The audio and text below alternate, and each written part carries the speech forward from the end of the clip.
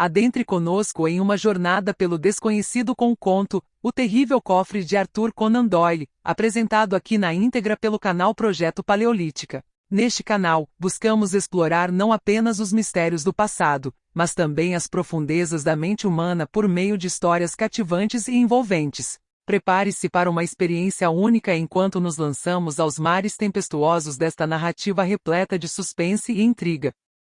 Meu imediato estava a meu lado, imóvel, com os pés bem afastados um do outro, porque a tempestade, embora se houvesse afastado, deixará o mar muito agitado.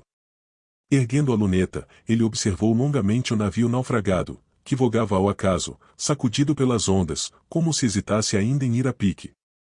Era de não se compreender como podia ainda manter-se à flor da água, porque nunca vi um navio tão maltratado e avariado por um temporal. Verdade seja que eu nunca vira uma tempestade tão furiosa como a daqueles últimos 3 dias e nós mesmos, durante esse tempo, tínhamos acreditado, mais de uma vez, que nunca mais tornaríamos a ver terra firme. Tínhamos salvado a pele porque nosso navio, o Mary St. Clair, era o mais bem construído de quantos jamais saíram do Clyde. Alardice, o imediato, desviou afinal os olhos do navio, que fora menos feliz do que nós, e murmurou: creio que ele está abandonado e não pode durar muito tempo. E olhe, e olhe. Afinal, consegui ver sua bandeira. Era a do Brasil. Essa circunstância impressionou-me. Como aparecia agora essa bandeira, que nenhum de nós havia visto até então? Teria sido içada agora? Haveria então alguém a bordo? Vamos lá, decidi. Manobrando para me aproximar mais do navio, passei por sua popa e pude ler-lhe o nome, Nossa Senhora da Vitória. Pusemos um bote no mar e, a despeito do risco de ver o navio sussobrar sob nossos pés, de um momento para outro penetramos nele. O tombadilho estava coberto de destroços e todos os botes tinham desaparecido. Entrei na cabine do capitão e comecei a juntar os livros e papéis que ali encontrei para levá-los comigo, enquanto Alardice descia, a fim de ver se seria possível salvar alguma coisa do carregamento. Examinando rapidamente os papéis que recolhia, verifiquei que o capitão se chamava Teixeira e o navio partirá da Bahia, um mês antes, com destino a Londres, levando cocos, madeiras e frutas em conserva. Mas encontrei também uma carta em que li o seguinte trecho: pede-se todo cuidado com as velhas curiosidades espanholas, provenientes da coleção de Santarém e consignadas a Proughford Newman, de Oxford Street. Trata-se de peças únicas, de valor inestimável. Recomendamos especialmente o Cofres do Tesouro de D. Ramiro de Lira, que deve ser colocado ao abrigo de qualquer indiscrição. O Cofre do Tesouro. Peças únicas de valor inestimável. Corri imediatamente em busca de Alardice, porém este já vinha a meu encontro com ar preocupado e disse-me: não estou gostando disto, capitão. Parece-me que há um mistério neste navio. Um mistério e um crime. Encontrei um homem com o crânio aberto por um golpe de machado. Venha ver. Levou-me a um compartimento que dava para o tombadilho, como a cabine do capitão. Era um quarto quadrado, com menos de 3 metros de lado, uma espécie de depósito de bandeiras, que aí estavam atiradas em desordem. Pendurados em toda a volta da parede, havia vários embrulhos, cuidadosamente amarrados, e a um canto, um cofre com 4 palmos sobre 3 de largura e 3 de altura. Diante desse cofre estava caído um homem moreno, com barba muito crespa, coberto de sangue. Entretanto, seu rosto estava calmo e, no primeiro momento, não lhe vi ferimento algum. Tive que me curvar para ver que sua cabeça estava aberta de meio a meio por um ferimento enorme, que, evidentemente, lhe fora vibrado pelas costas, a traição. Não havia dúvida possível. Tratava-se de um assassinato. Uma faca, caída junto da mão direita do morto, denunciava que ele sabia estar em perigo e havia empunhado uma arma para se defender. Mas fora atacado pelas costas. Quanto aos embrulhos, pendurados nas paredes, pareciam conter estatuetas, ídolos talvez e armas exóticas. Devem ser estes os tais objetos de valor, observei. Mande transportá-los para o bote. Curvei-me então para o cofre e li em um escudo de metal pregado à sua tampa as seguintes palavras: Cofre contendo o tesouro de D. Ramiro de Lira, cavaleiro da Ordem de São Tiago, governador e capitão-geral de Terra Firme, na província de Veraguas, 1606. É expressamente proibido abrir este cofre. A fechadura era de aço e parecia muito sólida. Transportados os embrulhos, eu próprio ajudei a carregar o cofre para nosso bote, deixando o morto no lugar em que o havíamos encontrado. Alardice emitiu uma hipótese. Naturalmente, aquele marinheiro, vendo o navio perdido, tentará saquear o cofre e o capitão, para fazer valer sua autoridade, tivera que matá-lo. Içamos o cofre para bordo do Mary Sinclair e puxemo-lo na sala de jantar entre a mesa e o armário, e, após a refeição, ficamos a conversar sobre o estranho encontro do Nossa Senhora da Vitória. Armstrong, o piloto, era o mais interessado e perdia-se em cálculos sobre o valor das antiguidades. Bom marinheiro e bom companheiro, Armstrong tinha o defeito de uma cupidez incoercível. E o cofre? Que demônio poderá conter para estar tão pesado? Dizia ele com os olhos ardentes de ganância. A fechadura parece sólida, mas com um pé de cabra ou mesmo com uma boa faca.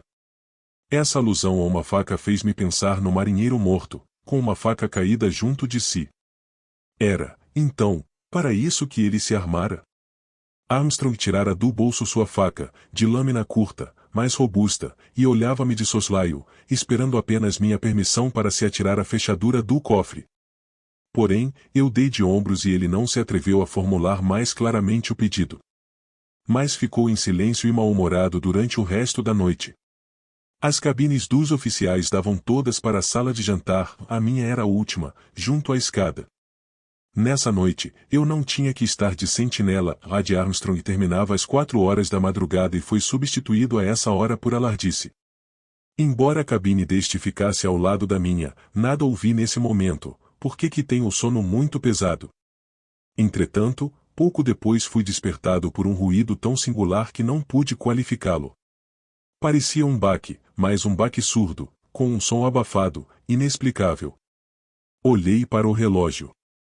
Eram 4h30. Intrigado por aquele ruído, que não lograva compreender, saltei do leito e fui até o salão, onde o sol já entrava a jorros. No primeiro momento, nada vi de anormal, mas, dando alguns passos, tropecei, e, olhando para o soalho, vi um corpo estendido de bruços. Pela roupa, reconheci logo Armstrong e compreendi que ele estava morto, morto como o outro, porque estava caído diante do cofre. Alucinado, presa de verdadeiro terror, gritei por Alardice. Este passou o leme ao piloto e, acudindo a meu apelo, curvou-se para Armstrong. Veja, disse-me ele, mostrando a cabeça de nosso pobre companheiro.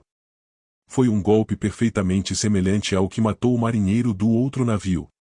Mas então, murmurei, atônito. Alardice, que estava muito pálido, segurou-me por um pulso e levou-me ao tombadilho. Chegando ali, murmurou a meu ouvido. Acho melhor falarmos aqui. Sabe Deus o que há naquele cofre? Sim. Sim, e murmurei. Nunca vi um cofre daquele tamanho. Além disso, os ornatos que o cobrem podem ocultar furos para a respiração. Ah! O senhor também desconfia de que há alguém oculto no cofre? Sim. Só assim se explica o assassinato de quantos tentam abri-lo. Mas o homem que aí está. Como se alimenta? Ora! Podia ter algum amigo ou cúmplice a bordo do Nossa Senhora da Vitória. Mas, diante do desaparecimento da equipagem, devia compreender que, seja como for, satali bruscamente, eu não posso ficar inerte diante deste mistério. Dito isto, voltei à minha cabine, armei-me com o revólver e mandei chamar o mestre carpinteiro, que era o homem mais robusto e resoluto a bordo. Expliquei-lhe do que se tratava e ele, ao ver o cadáver de Armstrong, apertou os pulsos com furor. Se o assassino do pobre rapaz estava mesmo dentro do cofre, ia passar um mau quarto de hora. Porém, Alardice, tão ansioso como eu, já se aproximava do cofre com uma pequena alavanca na mão. Atenção, disse ele em voz baixa. Fiquem atentos. Eu vou forçar bruscamente a fechadura. Se houver alguém aí dentro, não hesitem. Fogo sobre ele. Abaixou-se o mais possível e introduziu a alavanca sob a fechadura e fê-la saltar. A tampa ergueu-se, atirada brutalmente para trás. Olhamos rapidamente. O cofre estava vazio. Isso é, não completamente vazio. No fundo, a um canto, havia um pequeno candelabro de ouro admiravelmente cinzelado e parecendo de grande valor. Vazio! Exclamou Alardice.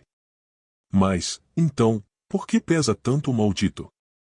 Impressionado por essa observação, atentei no cofre e verifiquei que, de fato, ele tinha os lados e tampa excepcionalmente espessos e uma grande mola de metal atravessava essa tampa. E vendo que Alardice estendia a mão num gesto maquinal para apanhar o candelabro, tive uma ideia súbita que me enregelou e, ao mesmo tempo, deu-me força e resolução súbitas. Segurei Alardice pelos ombros e obriguei-o a recuar, bradando: "Espera! Eu creio que..." E, apanhando um croque, que estava a um canto, servi-me dele para puxar o candelabro. Aconteceu o que eu esperava. Aquele objeto ali estava como uma isca para tentar as vítimas. Apenas o movi, a tampa do cofre fechou-se como a boca de um animal monstruoso e, fechando-se, projetou por um instante, com a rapidez de um relâmpago, uma espécie de alfange, uma lâmina curva e sólida, oculta na parte interior do cofre, lâmina que teria aberto a cabeça de Alardice como fizera com Armstrong, se eu não o tivesse detido. O imediato, compreendendo o perigo de que o livrara, sentou-se, lívido, trêmulo. Era então aquele o segredo do cofre de Ramiro? Que requinte de crueldade teria levado esse fidalgo a preparar uma tão feroz armadilha contra os que pretendessem roubá-lo? Fosse como fosse, eu não queria conservar a bordo um objeto que já sacrificará sabe Deus quantas vidas. Auxiliado por Alardice e o carpinteiro, levei o terrível cofre para o convés e só fiquei tranquilo quando o vi desaparecer no oceano. À medida que nos despedimos deste conto, somos convidados a refletir sobre os temas atemporais que ele nos apresenta. O terrível cofre nos leva a questionar a natureza da ganância e da ambição humana, assim como os limites que estamos dispostos a ultrapassar em busca de poder e riqueza. Ao mesmo tempo, somos confrontados com a fragilidade da vida e a inevitabilidade da morte, como demonstrado pelas vítimas desse enigma mortal. O autor nos convida a explorar os abismos da alma humana e a reconhecer que, por mais que busquemos tesouros materiais, são os mistérios do coração e da mente que verdadeiramente nos desafiam e fascinam. Agradecemos por nos acompanhar nesta jornada e convidamos você a deixar suas impressões nos comentários, compartilhar este vídeo e se inscrever no canal para mais conteúdos como este. Até a próxima aventura!